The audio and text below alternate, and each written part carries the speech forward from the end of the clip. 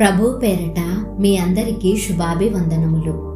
ఈరోజు మన అనుదిన వాక్య ధ్యానమైన ఎడారిలో సెలయేర్లలోని వాక్యము.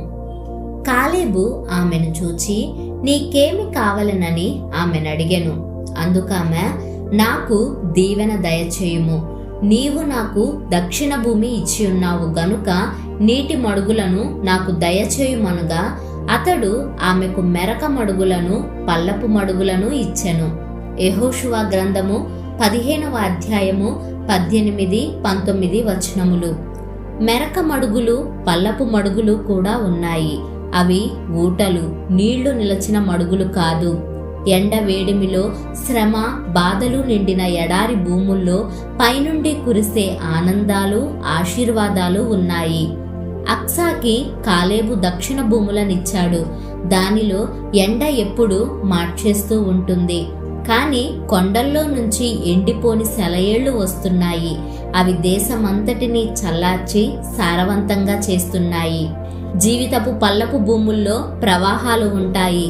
కఠినమైన ప్రదేశాల్లో, ఎడారుల్లో, ఒంటరి ప్రాంతాల్లో ఇవి ఉంటాయి. మనమెక్కడ ఉన్నా ఈ మెరక మడుగుల్ని ఉపయోగించుకోవచ్చు. కనాను పర్వతాల్లో అబ్రహాము వాటిని కనుగొన్నాడు.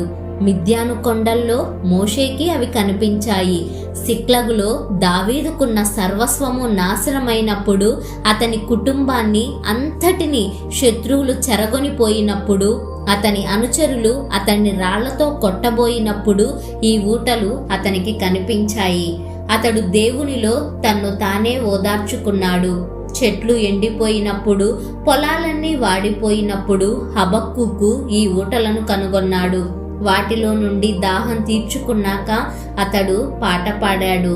నా రక్షణకర్త అయిన దేవుని యందు నేనానందించెదను. సన్హెరెబు దాడి చేసిన కాలంలో యెషయాకి ఈ ఊటలు దొరికాయి. పర్వతాలు ఎగిరి సముద్రంలో పడిపోతున్నాయంత కల్లోలం కలుగుతున్నా విశ్వాసం మాత్రం తన పాట పాడుతూనే ఉంది.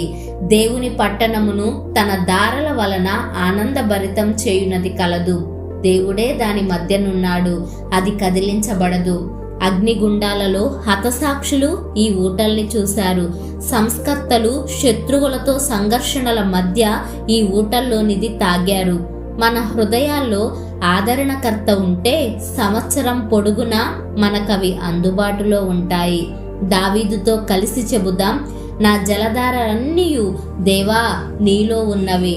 ఈ ఊటలు ఎన్ని ఉన్నాయో, ఎంత ప్రశస్తమైనవో.